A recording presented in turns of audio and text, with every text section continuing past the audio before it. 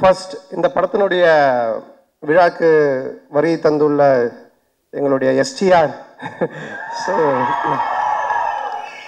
அவரை பற்றி நான் நிறைய இன்டர்வியூவில் சொல்லியிருக்கேன். அதாவது அவர் இல்லைன்னா இன்றைக்கி நான் இங்கே இல்லை. ஸோ அவர் தான் சினிமாவில் என்னை கொண்டு வந்தது. அதுக்கு முன்னாடியே அவர் படத்தில் நான் வந்துட்டு அட்மாஸ்பியர் நடிச்சிருக்கேன், காதல் அழிவதில்லை படத்தில். அதுக்கப்புறம் அவர் எடுத்து போட்டு பார்த்துட்டு இது நடுவில் வந்து மூஞ்சல் இவ்வளோ ரியாக்ஷன் கொடுத்துட்டு நீயும் நானும் கூல் சுரேஷும் தான் நடுவில் போய் டிஸ்டர்ப் பண்ணிட்டு இருப்போம். ஸோ பார்த்துட்டு இது பண்ணார். அதுக்கப்புறம் மன்மதனில் கூப்பிட்டு கொடுத்தாங்க ஃபஸ்ட்டு சான்ஸ். மன்மதனில் ஃபஸ்ட்டு டே ஷூட்டிங் போய் நான் ரெடியாக நின்றுட்டு இருக்கேன். அதில் வந்து அவர் அந்த மொட்டை கேரக்டராக உள்ளே வருவார். வந்த உடனே நான் வந்து வாங்க இந்த மாதிரி என் பேரை கேட்பாரு, இங்கே இன்ட்ரடியூஸ் ஆகும், இதுதான் சீன். நான் ரெடி ஆகிட்டேன், நான் ரெடியாக இருந்தேன். அப்புறம் அவர் வந்தோன்னு ஒரு சின்ன டிஸ்கஷன் போயிட்டே இருந்துச்சு. நான் டவுட் ஆகிட்டு என்ன ஏதாவது ஆளுகளை மாற்றுறாங்களா இல்லை என்ன ஆச்சுன்னு தெரியலையே அப்படின்னு போயிட்டு மெதுவாக என்னாச்சு அப்படின்னு சொல்லி கேட்டேன். இல்லை நீ லொல்லு சபாலேருந்து வந்திருக்கீங்க, இப்போது ஃபஸ்ட் டைம் ஸ்க்ரீனில் காட்ட போகிறோம், உங்களுக்கு ஒரு கிளாப்ஸ் வரணும் ஓப்பனிங்கு, அதுக்காக யோசிச்சுட்டு இருக்கேன், சும்மா ஜென்ரலாக வந்து பேச வேண்டாம் அப்படின்னு சொன்னார். ஆனால் நான் வந்துட்டு எனக்கு கிளாப்ஸா தேட்டரில் அடிப்பாங்களா அப்படின்னு சொல்லி கேட்டேன். இல்லை லொல்லு சபா டிவியில் ரீச் இருக்குல்ல, கண்டிப்பாக உங்களுக்கு தேட்டரில் கிளாப்ஸ் வரும் அப்படின்னாரு. அப்போ நான் வந்து என்ன பண்ணணும் அப்படின்னு சொல்லி கேட்டேன். சரி ஒன்று பண்ணலாம், நான் வந்தோன்னே உன் பேர் கேட்குறேன், உன் பேர் என்னன்னா அப்போ தான் வச்சோம் பாபின்னு வச்சோம். உன் பேர் என்னன்னு கேட்குறேன், நீ வந்துட்டு பாபின்னு சொல்லு. நான் எக்கோவில் வந்து ஒரு 3 இடத்துல பாபி பாபி பாபின்னு அப்படி போட்டுட்டு மியூசிக்கெல்லாம் காமிச்சிட்டு அப்புறம் நான் சீனுக்குள்ளே நம்ம போகலாம் அப்படின்னாரு.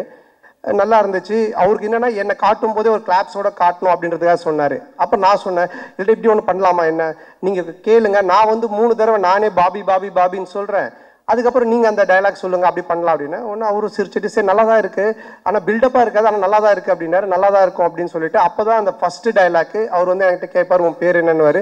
நான் ஒன்று பாபி பாபி பாபின்னுவேன். ஒன்று அவர் பாபி பாபி பாபின்னுவார், டேய் ஒரு பாபி தான்டா என் பேர் அப்படின்னு சொல்லுவேன்.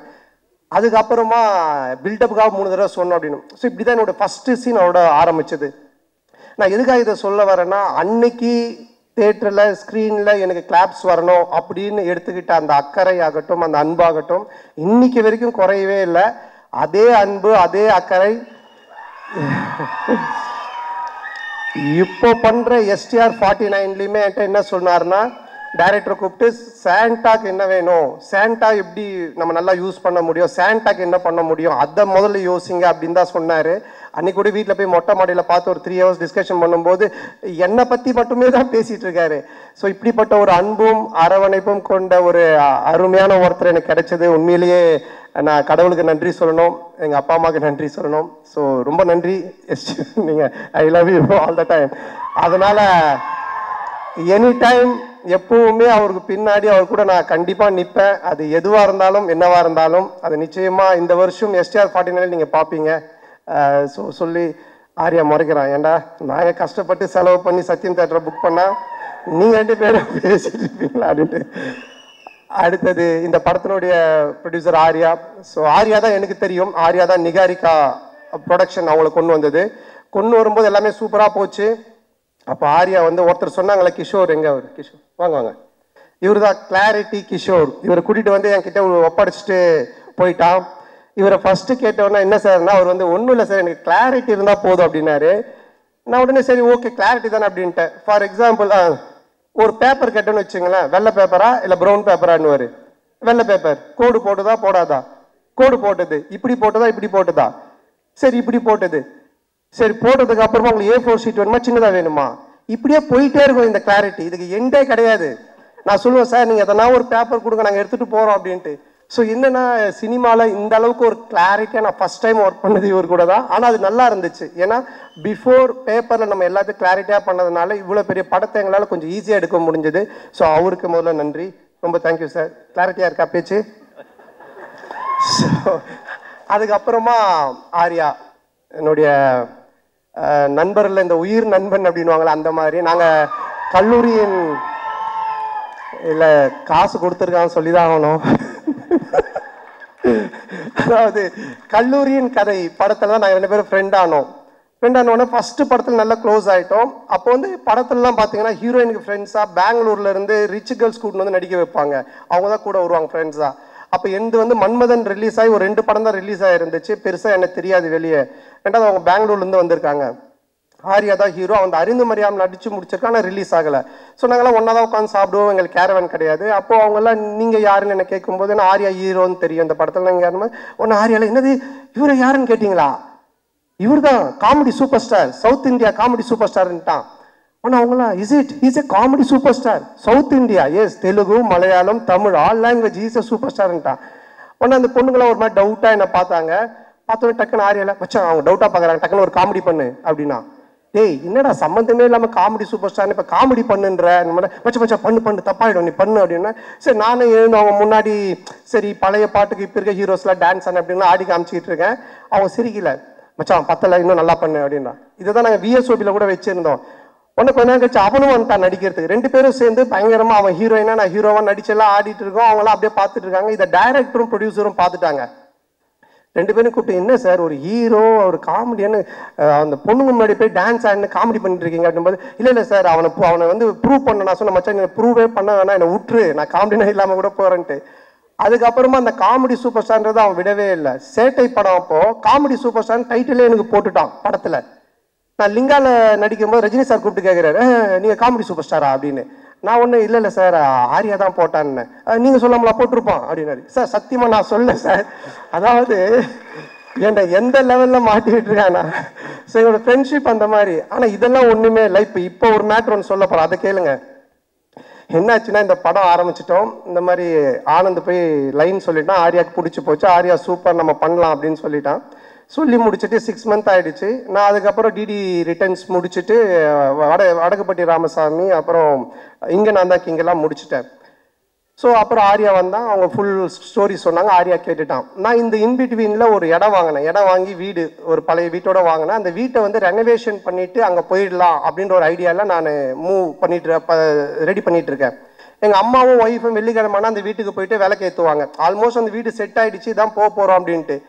ஆர்யா கதை கேட்டு முடிச்சுட்டு எங்கடா இருக்க அப்படின்னு சொன்னால் மச்சான் அந்த மாதிரி நான் இந்த ஒரு இடம் வாங்கியிருக்கேன்டா, அங்கே ஒரு வீடு இருக்குது, அது ரெனோவேஷன் பண்ணிட்டு இருக்கேன். சரி நீ அங்கே நான் வந்துடுறேன் அப்படின்ட்டு அங்கே வந்தான். வந்து மச்சா படம் சூப்பராக, அது கதை நல்லா நம்ம பண்ணிடலாம், எவ்வளோ செலவுனாலும் பிரச்சனை இல்லை, செம்மையாக பண்ணிடலாம். சரி இது என்ன இதான் மச்சா வீடு நான் சொன்னேன்னா பார்த்துட்டு இல்லை என்னடா வீடு நல்லாவே இல்லையா மச்சா, அவன் உள்ளெல்லாம் போய் பார்த்துட்டுல மச்சா இந்த வீட்டை இடிச்சிரு அப்படின்ட்டான். நான் ஒன்றே ஷாக் ஆகி மச்சான் வீட்டெல்லாம் இடிக்க முடியாது மச்சான், நான் வீட்டிலலாம் சொல்லிட்டேன் இதை ரெனோவேஷன் பண்ணுறோம், இடிச்சா நிறைய செலவாகும், அதுவும் இல்லாமல் ரொம்ப நாள் ஆகும்ல, கம்னு நீ ஏதாவது ஒன்று இப்படி தான் பண்ணு வேடா கூடமா, அதுக்கப்புறமா வந்துட்டு இது சரியில்லை அது சரியில்லைன்னு சொல்லிட்டு இருப்பேன் அப்படின்னு சொல்லிட்டு என்ன பண்ணிட்டான்னா வீட்டை இடிக்க சொல்லி உடனே அவங்க ஃப்ரெண்டுக்கு ஃபோன் பண்ணி இது மாதிரி மச்சான் சந்தான வீடு தான் அட்ரஸ் நான் அவனுக்கு அனுப்புகிறேன், நீ இந்த வீட்டை வந்து இடிச்சு ஃபுல்லாக டெமாலிஷ் பண்ணிட்டேன்னு.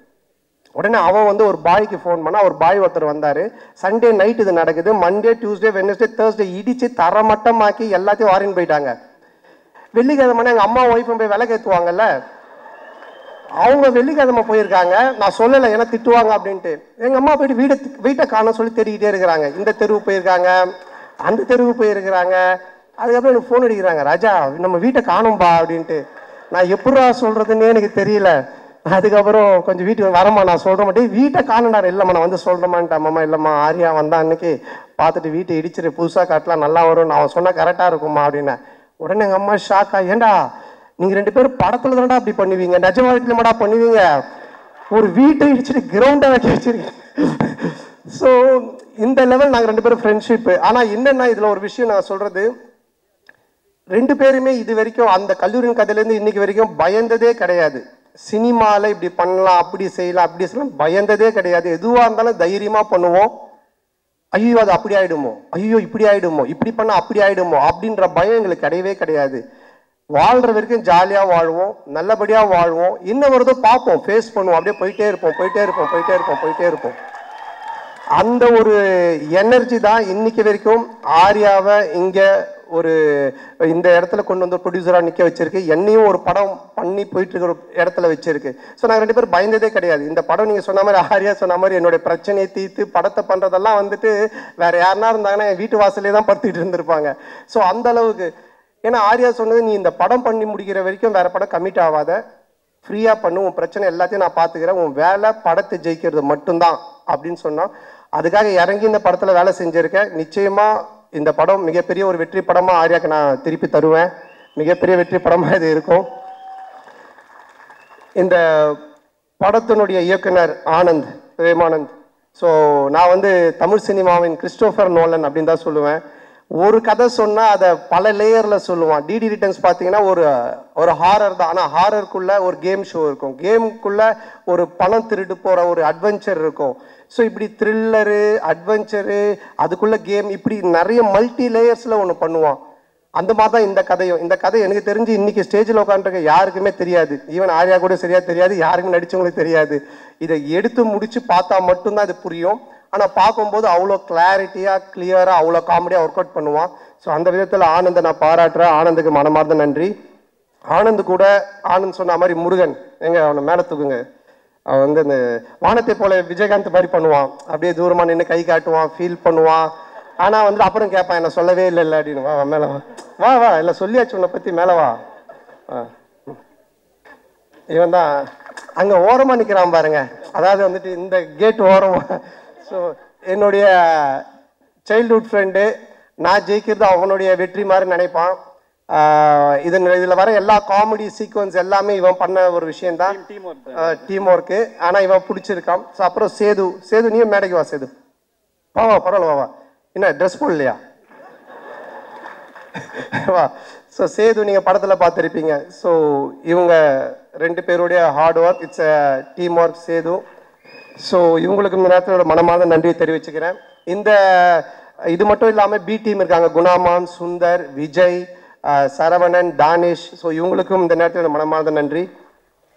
அதுக்கப்புறமா இதில் நடித்த எல்லாருமே, நம்மளுடைய Nizhal Ravi sir, Kasthuri madam, Yashika Anand and Kingsley, மாறண்ணன், எல்லாரும் படத்தில் இருக்கிறாங்க அப்படின்ற மாதிரி இருக்காது. மாறண்ணனுக்கு ஒரு டிவி காமெடி இருக்குது, கண்டிப்பாக செம்மையாக இருக்கும். அது கிங்ஸ்லிக்கு ஒரு தலைகீழ நடக்கிற காமெடி இருக்குது. மொட்டராஜேந்திரனுக்கு ஒரு எலி காமெடி இருக்குது. அண்ட் நிழல் ரவி சாருக்கு வந்துட்டு ஒரு டாய்லெட் காமெடி இருக்குது. ஸோ யாஷிகா ஆனந்துக்கு ஒரு பாட்டில் காமெடி இருக்குது. நம்ம கஸ்தூரி மேடம்க்கு ஒரு புக் காமெடி இருக்குது. இப்படி நான் சொல்கிற மாதிரி இந்த காமெடிலாம் நீங்கள் நோட் பண்ணி வச்சுக்கோங்க. தேட்டரில் கண்டிப்பாக பயங்கர கிளாப்ஸ் வரும், நீங்கள் என்ஜாய் பண்ணுவீங்க. ஸோ எல்லாருக்குமே காமெடி வந்து அவ்வளோ நல்லா ஒர்க் பண்ணியிருக்காங்க, ரொம்ப நல்லா ஒர்க் ஆகிருக்கு. அப்புறம் இந்த படத்தினுடைய technician, cameraman sir Deepak sir, எங்களுடைய டீம் அவருடைய வேரியேஷன், நாங்கள் லைனாக ஹாரர் படம் பண்ணாலும் அவரோட அதில் ஒவ்வொன்றுத்துலேயும் ஒரு வேரியேஷன் காமிச்சிக்கிட்டே இருப்பார். ரொம்ப பொறுப்பானவர், ரொம்ப கரெக்டாக எல்லாத்தையும் பார்த்து பண்ணுவார், ரொம்ப செலவு பண்ணாமல் கரெக்டாக பண்ணுவார். ஸோ ரொம்ப என்னை அழகாக ரொம்ப நல்லா காமிச்சிருக்காரு இந்த படத்தில். ஸோ அவருக்கு என்னுடைய மனமார்ந்த வாழ்த்துக்கள். அவருடைய டீம் பாலாஜி, கார்த்தி அண்ட் கிளின்டோ, அவங்களுக்கும் வாழ்த்துக்கள். கேமராமேன் சார் வந்துட்டு ஒன்லி ஒர்க்கு மட்டும் இல்லை, அங்கே நிறைய ரோப் ஷாட்லாம் போயிட்டே இருக்கோம்ல, கேமராவில் தான் இருப்பார். கட்டு சொன்னோன்னே டக்குன்னு கேமரா விட்டு ஓடி வந்து ரோப்லேயே வரும்போது அவர் கை கொடுப்பாரு. இல்லை சார் சிரிக்கிறார் பாருங்க, ஏன்னா ஹீரோயினுக்கு தான் கொடுத்தாரு. கை கொடுத்தது உண்மை, ஆனால் ஹீரோயினுக்கு, எங்களுக்கு இல்லை. ஸோ ரொம்ப நல்ல மனிதர். அடுத்தது நம்ம ஆர்ட் டைரக்டர் மோகன் சார். ஸோ அவர் என்னன்னா, நாங்கள் ஒரு 4-5 செட்டு போட்டோம் கோகுலம் ஸ்டுடியோவில்.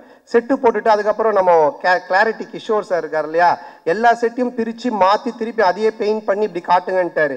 ஸோ அவர் ரொம்ப கன்ஃபியூஷன் ஆகிட்டார். டே நைட் ஒர்க் போயிட்டு இருக்குது, ரொம்ப கன்ஃபியூஷனு. இப்போ 4 சைடு செட்டு போட்டார் இல்லைங்களா, 4 சைடு திருப்பி அவர் திரும்ப கலர் மாற்றி காமிக்கிறேன்னு சொல்லி மாற்றி பண்ணிட்டாரு. நாங்கள் வந்தோன்னே காட்டுறாரு, வழி இல்லை போகிறதுக்கு, சுற்றி கிணறு மாதிரி இருக்குது. என்னடா இது எப்படி சார் இப்படி போகிறதுன்னா, ஏணி போட்டு ஏறி உள்ளே போய் பார்த்துட்டு திருப்பி ஏணி போட்டு ஏறி வெளியே வந்துடுங்க, அதுக்கப்புறம் நமக்கு எங்கே வழி வேணுமோ நம்ம வச்சுக்கலாம் அப்படின்ற லெவலில் ஒர்க் பண்ணார். ஏன்னா நாங்கள் காமெடி செட்டுக்குள்ளே பண்ணும்பொழுது இதை மாற்றுங்க, அதை மாற்றுங்க, இதை இடிங்க அப்படின்னுவோம். ஸோ அதெல்லாம் தாங்கிக்கிட்டு அவரோட டீம் அவரும் ஒர்க் பண்ணாங்க. ஸோ இதில் ஒவ்வொரு ஒர்க்குமே செட் ஒர்க் அவ்வளோ பியூட்டிஃபுல்லாக இருக்கும். மோகன் சாருக்கு நன்றி. அண்ட் தென் இந்த படத்தினுடைய மியூசிக் டைரக்டர் ஆஃப்ரோ, மிகப்பெரிய பலம், ஒரு படத்துக்கு மிகப்பெரிய பலமே அதனுடைய மியூசிக்னுவாங்க. இப்போவே இந்த சாங்கு கோவிந்தா சாங், அப்புறம் இன்னொரு சாங், ரெண்டுமே நல்லா ஹிட் ஆகி வைரலாக போயிட்டுருக்கு. ரீ ரெக்கார்டிங்கில் ஆஃப்ரோக்குன்னு கண்டிப்பாக நீங்கள் கிளாப்ஸ் பண்ணுறாமல் ஒரு 4 இடம் இருக்குது. ராஜேந்திரன் சாருக்கு ஒன்று வாசிச்சிருக்காரு, அந்த இடம், இன்னும் ஒரு 3 இடம் இருக்குது. பிட்டு சாங், ஆனால் செம்மையாக இருக்கும். அதுக்கு என்னோடய வாழ்த்துக்கள். And heroine Geethika.